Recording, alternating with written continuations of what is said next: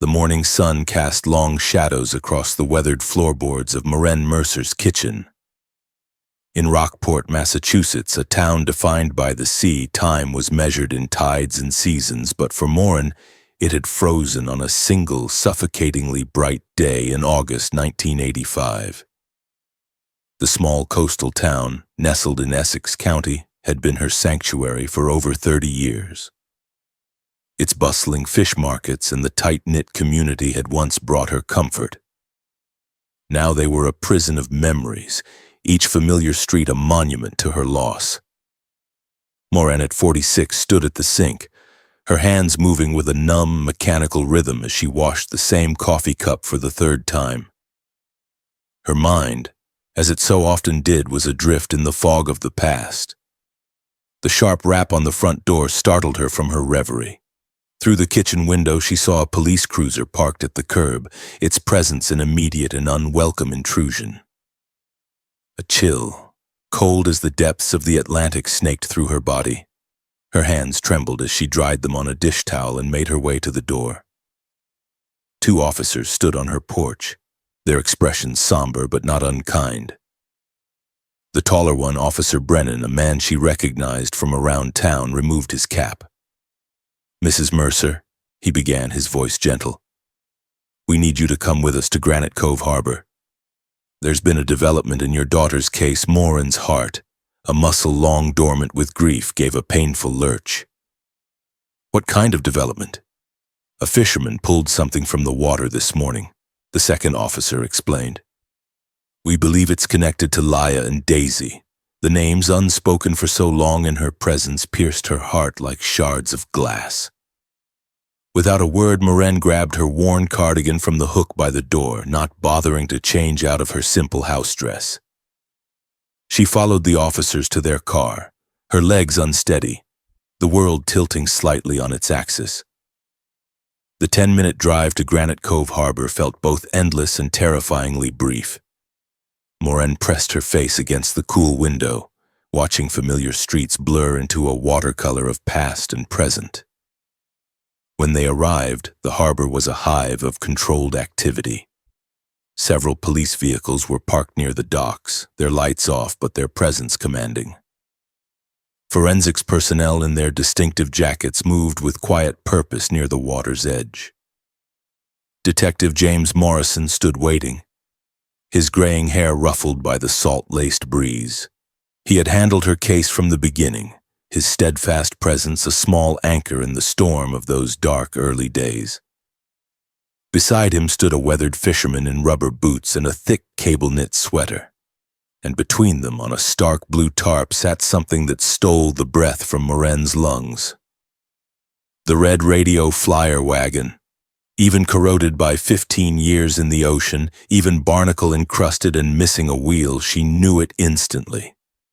It was a skeletal husk of a memory dredged from the bottom of the sea. Her legs nearly gave out as she stumbled toward it. "Mrs. Mercer," Detective Morrison said softly, steadying her with a hand on her elbow. "This is Tommy Caldwell. He's the one who found it." Tommy Caldwell, a man in his 50s with sun-weathered skin and kind eyes behind wire-rimmed glasses, shifted uncomfortably. "Ma'am," he began, his thick Massachusetts accent both familiar and grounding. "I was trying out some deeper waters this morning. Fish have been scarce in my usual spots. When I pulled up my nets out near Devil's Drop, there was all manner of trash tangled up in them. And then I saw this." He gestured to the wagon. "I remembered them flyers from back when your girls went missing. That wagon was in all the pictures. Soon as I saw it, I called the police." Moren found her voice a dry whisper. "Devil's Drop? But nobody fishes there.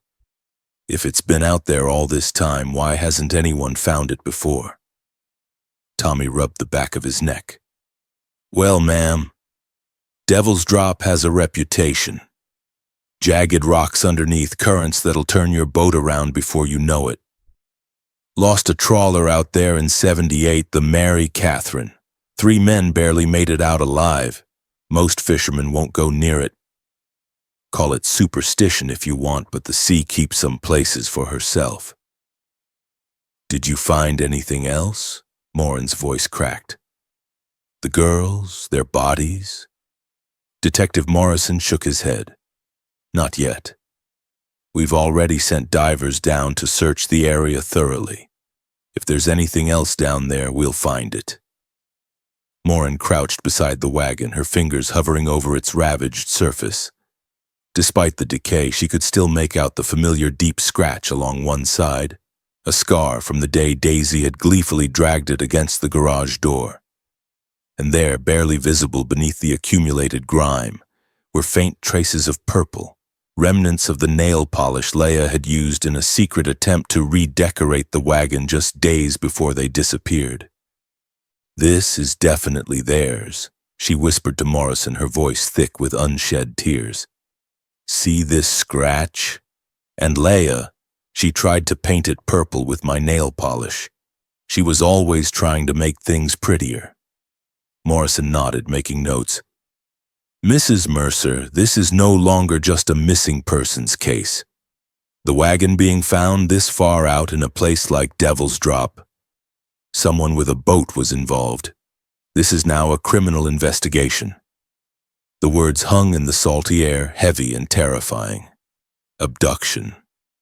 Murder. For 15 years she had lived in the horrible, suspended animation of not knowing. Now that limbo was shifting into something else, something that might finally bring answers, however terrible they might be. At the station, Morrison led her to the same office where she'd spent countless hours in 1985. The walls bore the same faded paint, but now a bulky beige computer sat on the desk, a sentinel of a future she'd never joined. He pulled out the old case file, its edges worn soft from years of handling. August 12th, 1985, Morrison began, his voice a steady, familiar recitation. Your daughters, Leia and Daisy, 8 years old, were playing outside with their wagon. The park was just across the road, Morin confirmed, the memory a fresh wound. It was safe. Rockport was safe.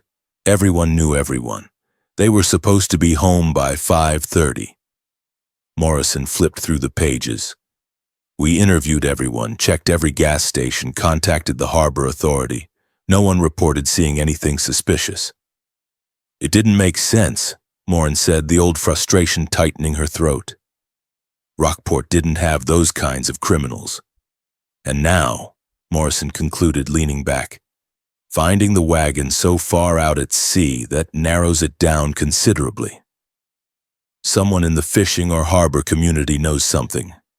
We're going to re-interview everyone, especially those who owned or operated boats in 1985. I want to see Tommy Caldwell again, Morin said suddenly. To thank him properly. Morrison wrote down Tommy's address. Take this, he said, handing her a small, brick-like Nokia phone. It's a spare. We're actively working this case now. I need to be able to reach you. The device felt alien in her hand, a piece of a world that had marched on while she had stood still, frozen in 1985. Tommy was outside, a pressure washer in hand, blasting years of grime from the boathouse walls. He shut off the machine as she approached, the sudden silence filled by the cry of gulls. Mrs. Mercer, he said, wiping his hands on his damp jeans. Please call me Morin, she insisted. I wanted to thank you properly, away from all the commotion. They sat in old lawn chairs, and Morin found herself asking, Tell me, Tommy, how has the fishing community changed in 15 years? Oh, plenty's changed, he said. Lost a lot of the old-timers. Young folks don't want to fish like their fathers did. Go to college, get office jobs in Boston, can't say I blame them. It's hard work for uncertain pay. He paused, his gaze turning serious. Whoever took your girls to Devil's Drop, they knew these waters. Knew it was a place nobody'd look. Back in 85, there were maybe 60, 70 boats working out of Rockport regular. Whoever did this, they were one of us. The words sent another chill through Morin. Did you know my stall at the fish market? Mercer's Fresh Catch? Tommy's face brightened slightly. Of course I did. You had the spot right at the corner, caught everyone coming in. Best location in the market. What happened to that spot after I... Closed. Tommy scratched his chin. For a while it sat empty. Then Frank Ditz took it over. He's done well for himself there. Frank? Morin's brow furrowed. She remembered him clearly, a brooding, prideful man whose business had been struggling. I felt so terrible for him. I once bought his entire stock just to help him out. Tommy chuckled.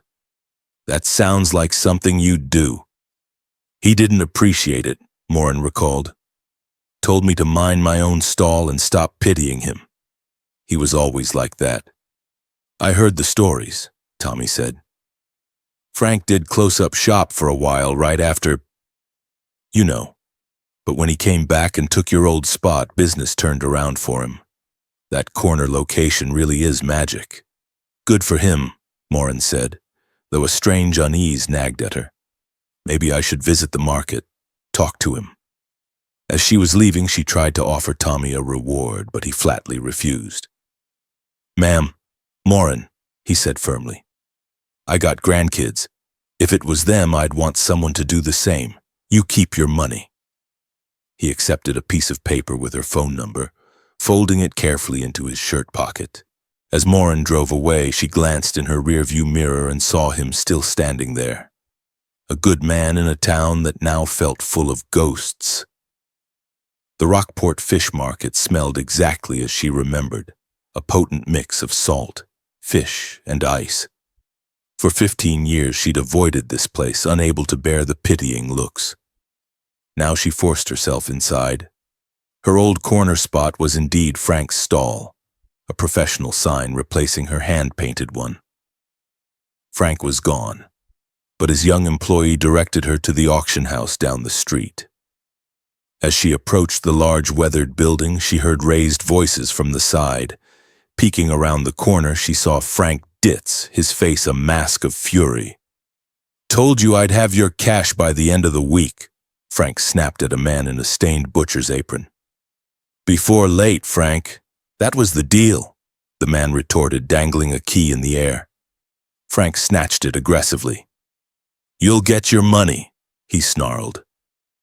The exchange left a sour taste in Morin's mouth. She found Frank back at his stall, his expression curdling at the sight of her. Well, well, he said, his voice a gravelly rasp. People starting to think you're dead. Hello, Frank, she said evenly. I heard you took over my old spot. Someone had to, he grunted, not meeting her eyes.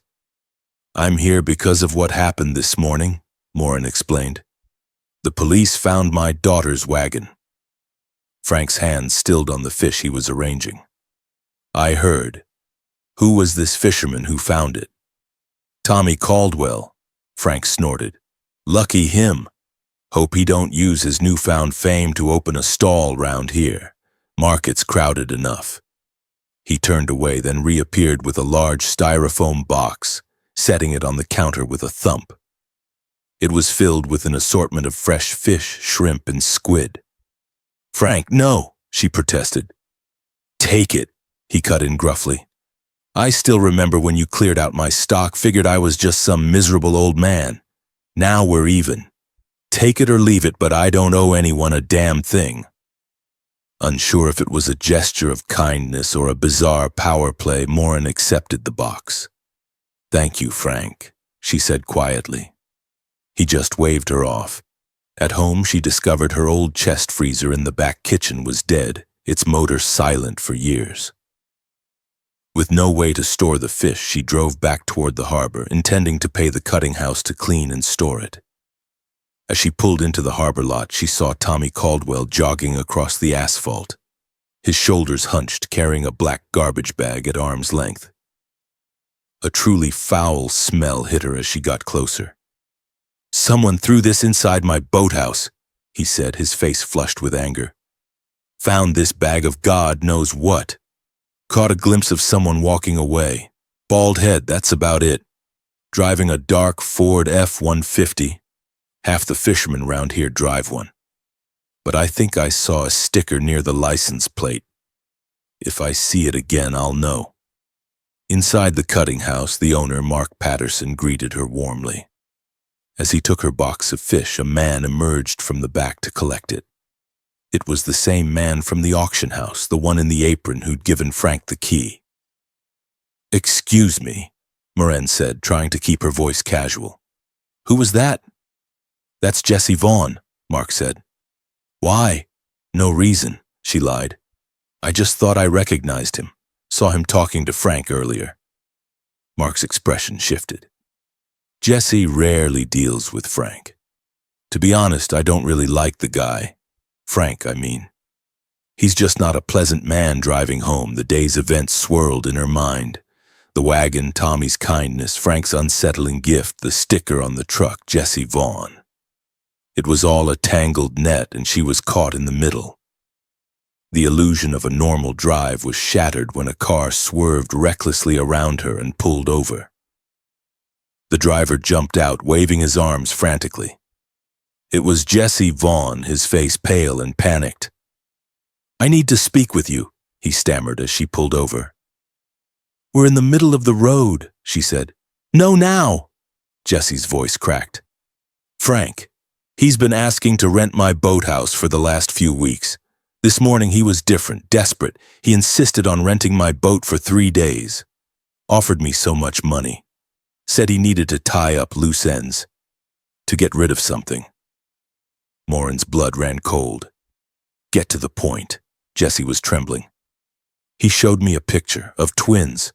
Grown up, but I knew. Said if I told the police he'd kill the woman and come for me and my boss. I took the money. I was scared." He finally met her eyes, tears streaming down his face. "I think one of them is your daughter." With shaking hands, Moran grabbed the Nokia and dialed Detective Morrison. "This is Moran Mercer," she said, her voice tight with urgency. "It's about my daughter." She relayed everything, Jesse providing his boathouse address. "Go to the station and wait there," Morrison instructed. "No," Moran's voice broke. "You can't alert him. He'll kill her." "We acknowledge that, Mrs. Mercer. No sirens, no marked cars. Now get to the station." "I can't just sit there," Moran said after hanging up, her grief now forged into a sharp, protective rage. She turned to Jesse. "Show me the way. We can watch from a distance." Jesse directed her to a small rise overlooking the harbor with a clear view of his boathouse. It was quiet. Too quiet. No sign of Frank. Moran called the station again. "We're sending teams to stake out the boathouse," Morrison said. "Stay where you are." Minutes later, she saw it, a dark blue Ford F-150 driving on the access road below. And next to the license plate, a faded sticker. A Marine Corps decal. The driver's profile was unmistakable in the dying light, a bald head. "That's him," she breathed. "That's Frank's truck." Without thinking, she started the engine and followed. Jesse, fumbling with the phone, kept the line open to the police. "He's heading north," he reported. "Wait, he's not going to my boathouse. Oh God, he's heading to my fishery house." "Does he have keys?" Morrison's voice crackled. "Yes," Jesse whispered miserably. "He took my whole key ring." "Do not approach," Morrison commanded. "Go back to the station, now." But Moran had already turned onto a service path that led to higher ground above the old fishery.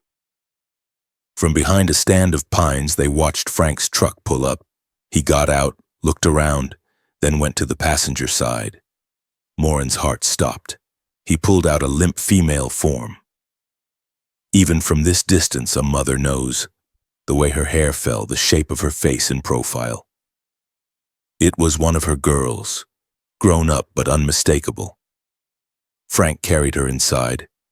Moments later, he emerged with a coil of rope and a toolbox. "Oh God," Jesse whispered, "he's going to—" "Shh," Moran hissed, though her own heart hammered against her ribs. In the distance, police vehicles converged like shadows surrounding the building. The raid was swift and precise, shouting, a cry of surprise from Frank, but no gunshots. Minutes later, they let him out in handcuffs. Morin's phone rang. "We got him," Morrison said.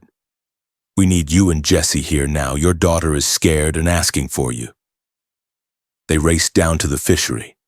Inside, police photographers documented the scene. Frank's tools were laid out on a table, and there on a concrete slab lay a young woman. A rope hung from a beam above her, partially knotted. Morin approached slowly. An officer was gently shaking the woman's shoulder. Her eyes fluttered open, confused. She looked at the officers, then at Morin. No recognition in those familiar eyes. "Who are you?" she asked weakly. "Where's Frank?" Morin knelt beside her, tears finally breaking free. "I'm your mom. It's me." The young woman shook her head. "My mother's dead. Frank said she died." "No, sweetheart, I'm alive. I've been looking for you every single day for 15 years. The girl studied Morin's face, confusion warring with a flicker of something deeper. "He lied to us," she whispered. "Frank lied about everything, and he killed her. He killed Daisy." The name hit Morin like a physical blow. This was Laya. "Oh, Laya," Morin sobbed, gathering her daughter into her arms. The embrace was hesitant at first, then desperate, a collision of past and present. "Mom?" Laya asked, wonder in her voice. "You look so old." Morin laughed through her tears. "That's what 15 years of looking for you does." "Daisy's been gone a long time," Laya said, her voice breaking. An officer noticed the incinerator in a back room was glowing red hot. "He was preparing to dispose of evidence," he said grimly. The divers, the police activity at the harbor, Frank must have changed his plan from a burial at sea.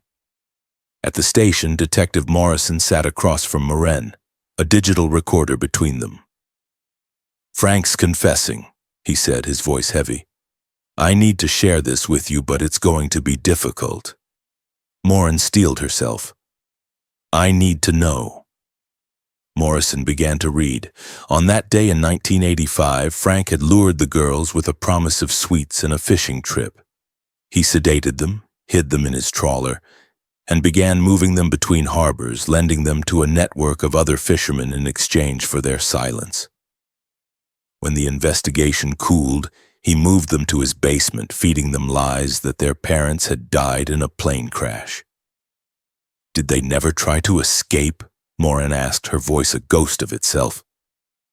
Morrison's face was grim.